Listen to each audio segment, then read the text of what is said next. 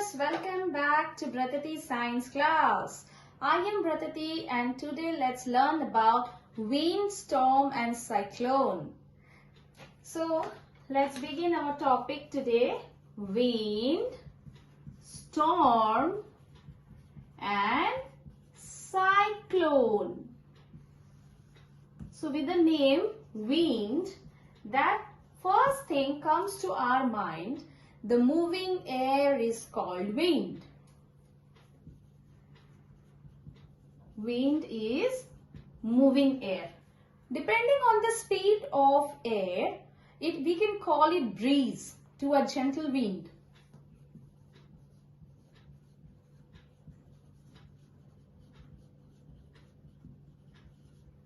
When the wind comes with a speed, we can call it storm. It's so violent.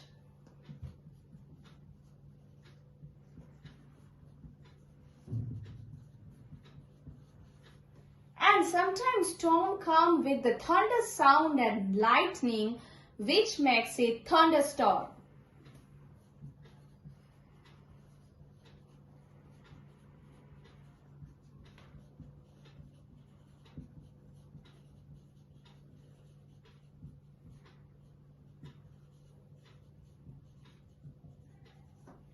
This is the basic about the wind, right? So today we are going to cover few subtopics rather. Mostly we are talking about air, that air exerts pressure. We must have seen that air has weight.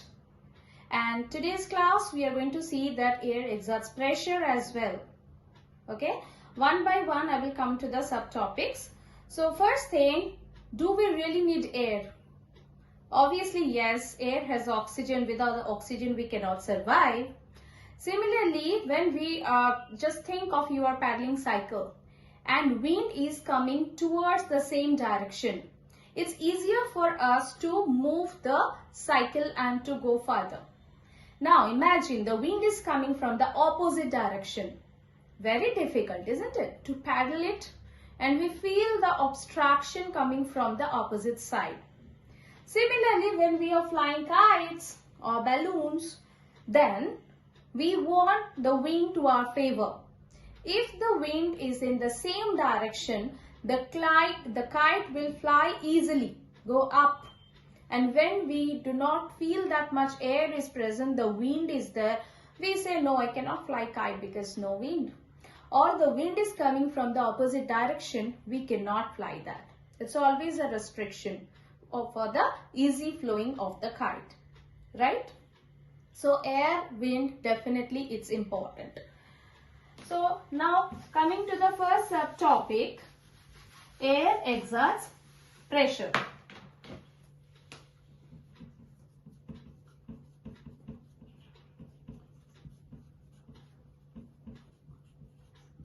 Okay.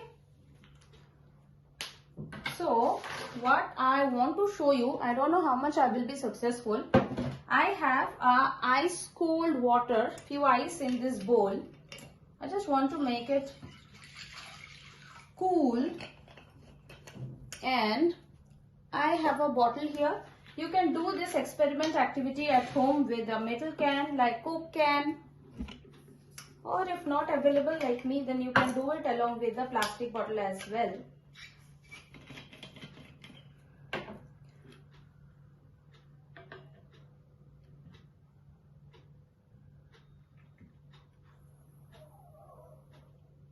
Okay, half a bottle is filled. I will close the lid.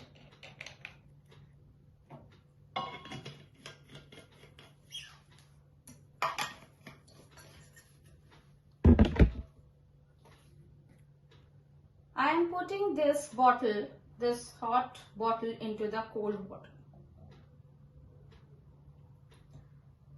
The water is not much cold.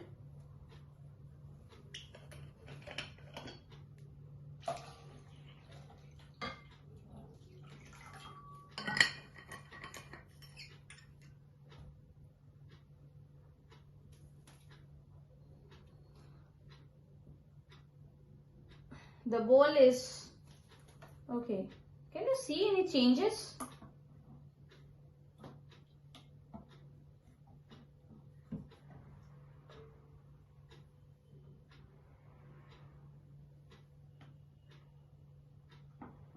Yes.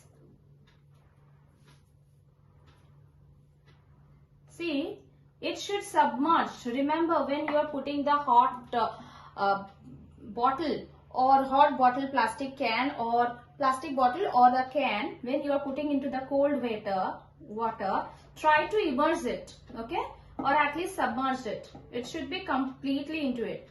And now I am going to show you the bottle. Did I make it like this? Look at the distorted shape of the plastic bottle. See, someone has crushed it, but in front of you I have done this activity. I have not crushed it. The water bottle is still hot, and this water in the glass bowl is comparatively cool. So what is happening here, you know, when I put half of the hot air in it, so this bottle, and I close the lid, so this bottle is filled with the hot air. So as the air is hot, it wants to go up, and hot air is filled this empty space, which creates low pressure. Now when this hot bottle I am putting in the cold water, cold surface, then outside in the cold surface or in the cold water, the pressure is more, and this pressure from outside, it makes the distorted shape of the bottle, right? You can do this activity at home. Science is magic. So this was the first experiment.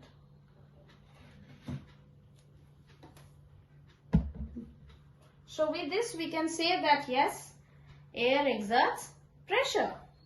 Fine. So this is clear. Air exerts pressure, and air, like I told you in the heat and temperature, like the heat travels from high temperature to low temperature until the both sides are equal. The air also travels from high pressure to low pressure until both sides are equal, right? So keep it in mind, cold air, cold water, cold surface, that means equivalent to, this is equivalent sign, this equivalent to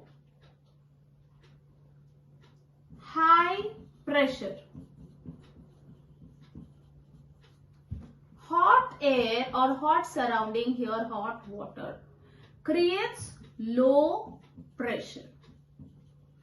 So one example, we have seen that air exerts pressure through this experiment. Clear? Now I want to show you that the air moves from high pressure to low pressure. Okay. So for example, you can take a glass, hold it horizontally, the plane, and I have a crushed paper. This crushed paper, I will put it a little bit of inside this. So simple. And I want to blow this paper inside the glass. So easy, isn't it? So if we blow it, so it's easy to go inside. What do you think? So let's see.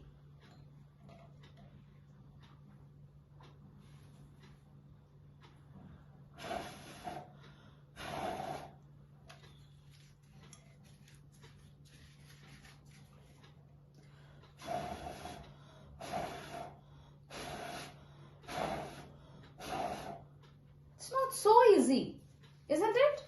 And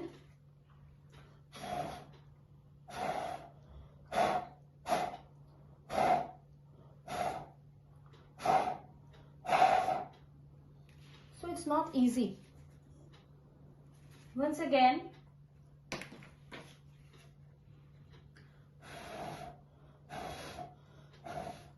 okay.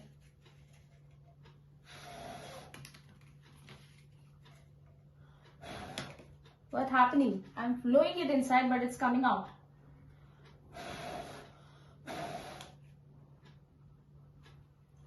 It should go inside, rather it's coming outside. What is the reason behind it? What's the science behind it? Inside the glass jar, inside the glass, there is some pressure. And I put this crushed paper here in the mouth of the glass.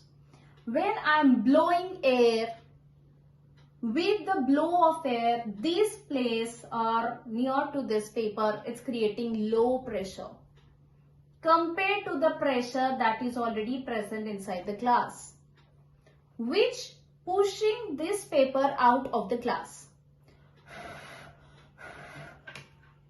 So instead of going inside, this paper is coming out of it.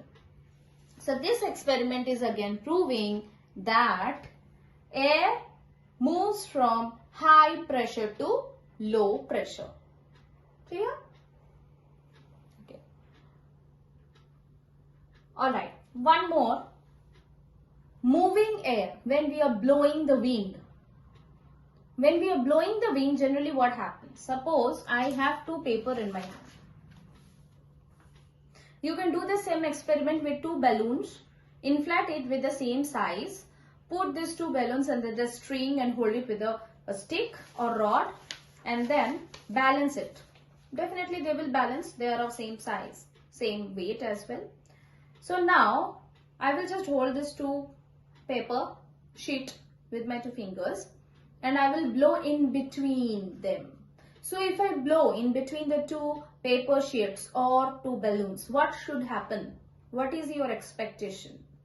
They should go away from each other, isn't it? Because I am blowing the wind in the middle, it should go away from each other. So let's see what happens.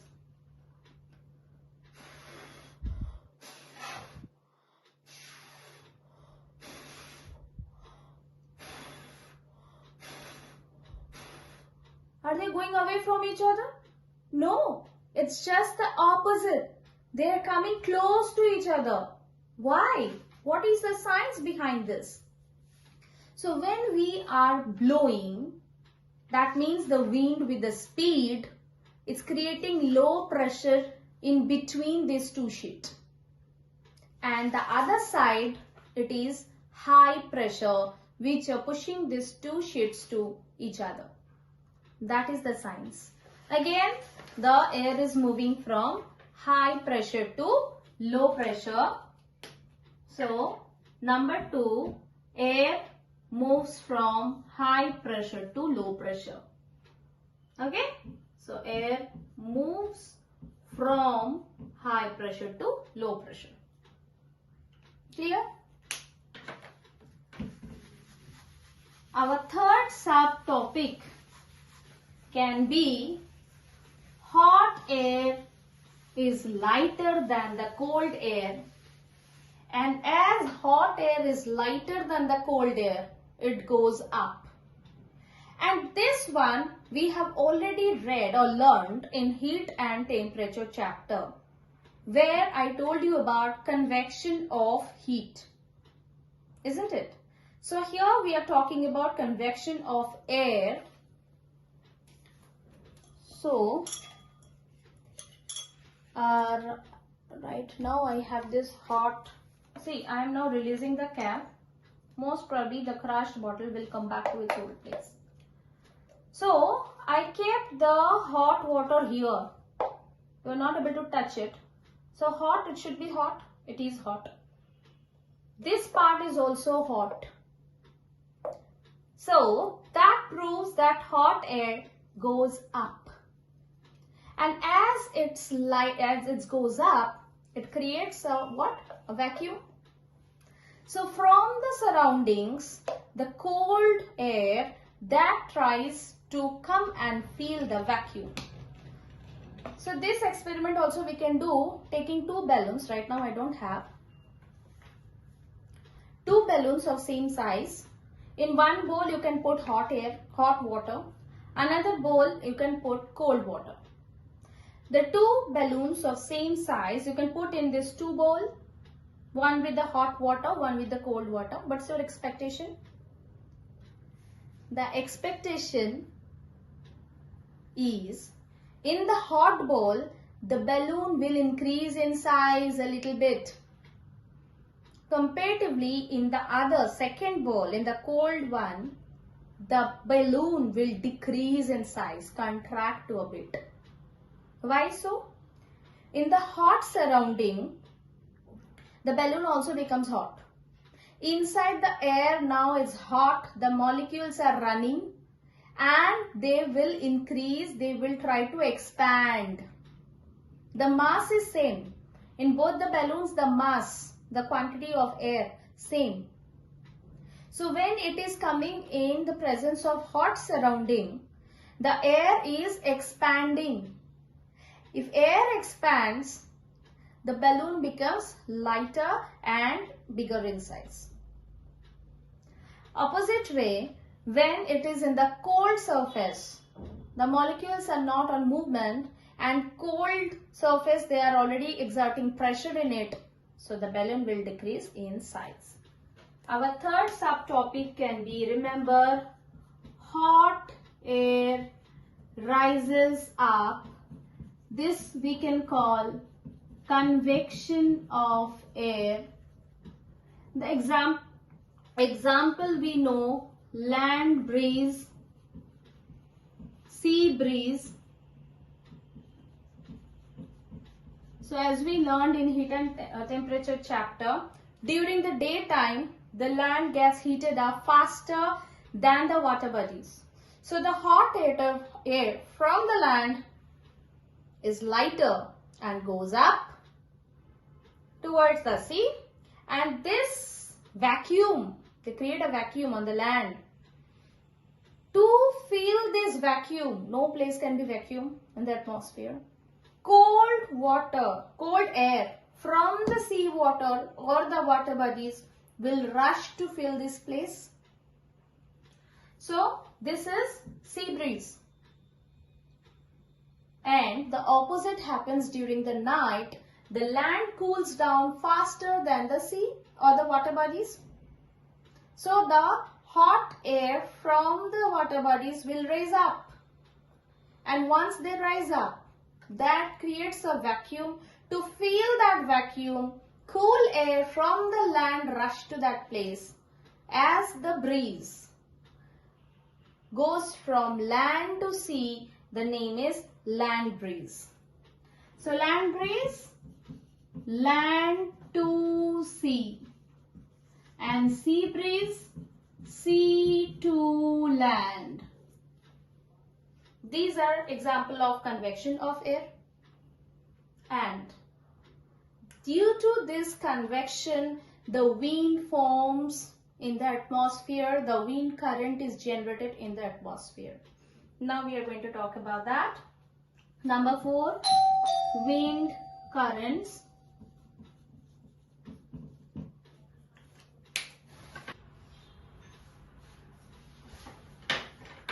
So this is our earth.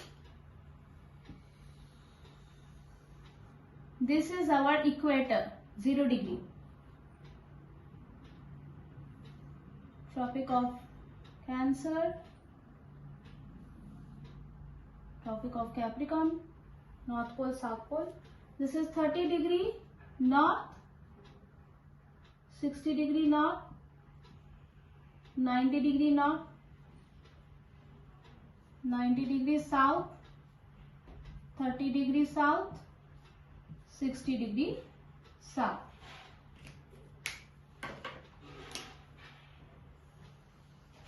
Sun, direct heat on the equator. So this is hot place. So hot air goes up.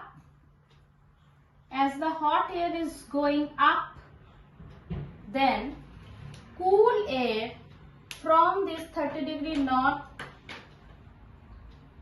will come to fill the place from here and here, because these places are comparatively cooler than this hot place. Similarly, if this place is getting vacuum, see hot air is going up and these two places, they are filling the vacuum. Now if these are vacuum, then again from polar region the wind will come to this side to fill this vacuum, and this is how the wind is generated, right? So wind currents, the same theory, convection of air. The hot air, because the equator, we know the sun rays come directly, and those tropical area that like India falls in that, and so on, few countries, they're always hot and humid. Hot air goes up, and from this 30° north and south, this place, the cool air comes to fill the vacuum. Similarly, as these places, the cold wind come here to fill the vacuum. This is creating the vacuum once again. And for filling up this vacuum again, cold wind from the polar region coming to fill the place. So this is what is happening, and wind is generated. So wind generates, and after that what happens? You know water cycle. A little bit of touch up we have done in heat and temperature. The cycle continues, the water cycle continues, and it is a very natural biological process, or you can call geological process, which is very much important. Now, the wind is created. The hot air from these water bodies, so this is land, this is water bodies. So hot air from the water bodies goes up. So when the hot air is carrying the water vapors also, and the hot air, water vapor, they are carrying this heat along with them, and going up, cools down, and formation of clouds. So when they are condensed, means now they are cooled to cloud, and eventually from the cloud, when the clouds are filled with so much of water vapors, they cannot hold more. They have to burst out. Due to the wind, the clouds will come dash with each other, and then the rain falls. So they will generate the rainfall. So when the clouds from there, the rain falls, they will release these temperature in the atmosphere. When they were taking it from the water bodies, they were carrying the heat with them. They cool down, and finally when they are again releasing this water vapor in the form of rain, they are releasing the same heat in the atmosphere. Again it's creating the hotness, and this hot air again goes up. This is the land, and this is the water body, and this cycle continues, which is called the water cycle. So what is happening? From down, the hot air is moving up, and from the clouds, the cool air, that they are releasing the heat. And these two, when they are dashing with each other, which is creating the storm. Okay. When the storm, the wind speed is very high. So we know in the storm, the wind speed is very high. So with the high speed, what happens? The violent form of storm, we can call it cyclone. Next is cyclone. When the wind speed is so high, and you have seen that when the train, fast train, super fast express moves, and everybody say, stay away from the railway track, stay away from the station, come inside. When the train is with the super fast speed, that means it creating a low pressure near it, and surrounding the pressure is more, so it will take everything towards it, because it's a natural tendency for moving air to move from a high pressure to low pressure. So when the moving fast train is moving forward, it will take all the things surrounding them. So somebody is standing very near to the platform, near to the railway track, it's quite sure or obvious that they will fall down into the track. Similarly, when it's a cyclone, the wind speed is so high that when the wind is moving up, they are taking all the surrounding weak things, maybe the roof of hut, maybe some of the trees and all the surroundings along with them. You have seen them. The storm means they are taking everything along with them. In the year 1999, in Orissa, the coastal area, that is, Orissa is a coastal state like Bengal, eastern coastal state of India, Bay of Bengal is there. So they hit massive 2 cyclones the same month. 18th October and 29th of October, the cyclone, the speed was around 300 km per hour, and these two cyclones together, they took away 7 lakhs people's home. They made them homeless, vagabond, a massacre. And after 10 years, like in 2019 when I went to Orissa, I still could see the bent electric poles. Okay, the casualty so deep, so havoc, so severe. After 10 years also we can get to see some of the effect that happened 10 years before. So this is very dangerous. And the reason for cyclone is nothing but when it's too much low pressure, which is more in the eastern coast of India rather than the western coast of India. We have Arabian Sea in the western side and we have Bay of Bengal in the eastern side. So what happens because of this hot and humid, when the hot air rising up, it creates the vacuum and this cold air is coming and this cycle continues. So see, it is the hot air is moving up and the cold air is coming to fill the place, and if this cycle continues, it's a kind of whirling motion, isn't it? And which is causing the model of cyclone, which is very complicated. When this is a huge low pressure, this center, we call it eye of cyclone. Eye of cyclone is the center of cyclone, which diameter of is around 10 to 30 kilometer. And this place, this is suppose the eye, this place 10 to 30 kilometer is very calm. Gentle wind like breeze moves on. But then 150 kilometer to 300 kilometer, there is a huge air continuously in a massive way. The hot air is moving up and the surrounding cold air is coming to fill the place, which is creating the cyclone. Right? Then this cyclone or this is known as different names in different countries.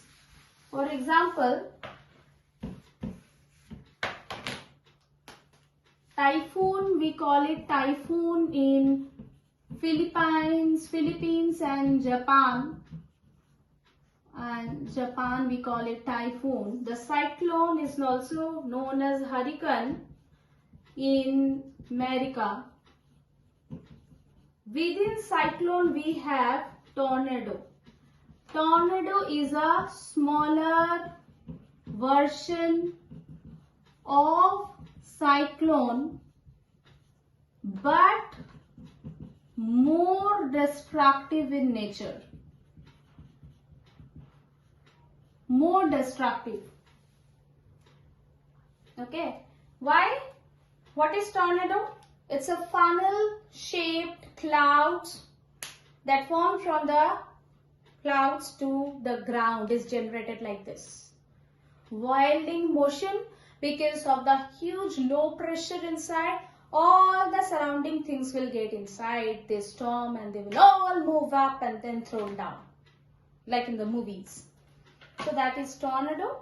So when there are cyclone and tornado, nowadays thanks to the technology, thanks to the meteorological department, we have anemometer, as we told you the last class, weather climate. Anemometer, the instrument that measures the speed of wind. We have radars, that radars will give us precaution or forecast. Cyclone is coming within 48 hours. So we get enough time to evacuate those places, those near coastal areas, to empty the house and to keep the dwellers in the safe place, safe zone, so that we can save maximum number of lives. We can alert the fishermen not to go into the sea, and natural disaster management, they always give the alert, okay, precautions that this will be the wind speed, stay inside the home. It's not recommended to go outside, okay. So these things are there. Now What are the do's and don'ts during the cyclone, tornado? What should we do? What we should not? So,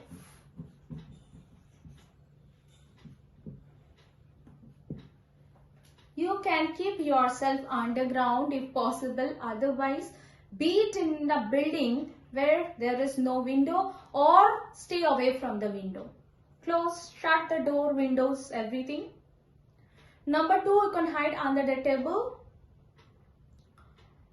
Number 3, we can get inside the bus or a car to be safe side, because they are heavy weight and it's not likely the wind will take away a bus or a car. We are not sure.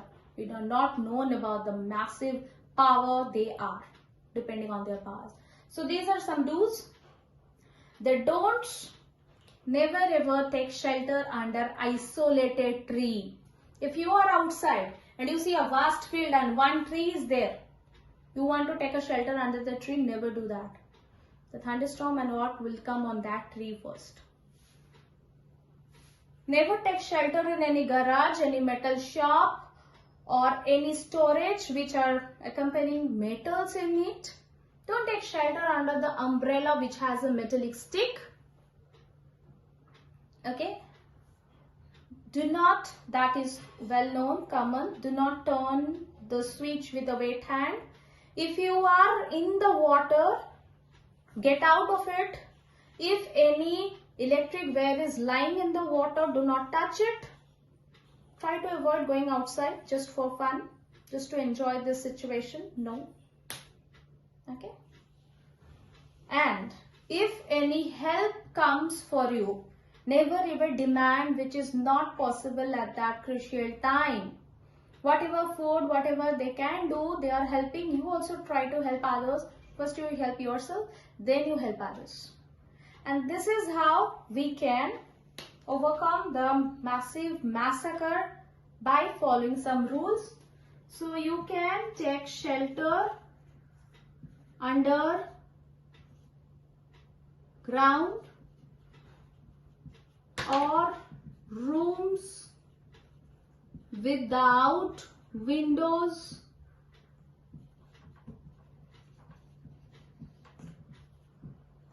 Inside bus, car.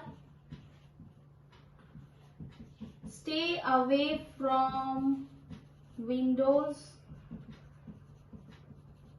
Keep the communication working, alert. Communication is very much important in this crucial time. Never shelter under isolated tree. No shelter under garage, metallic store,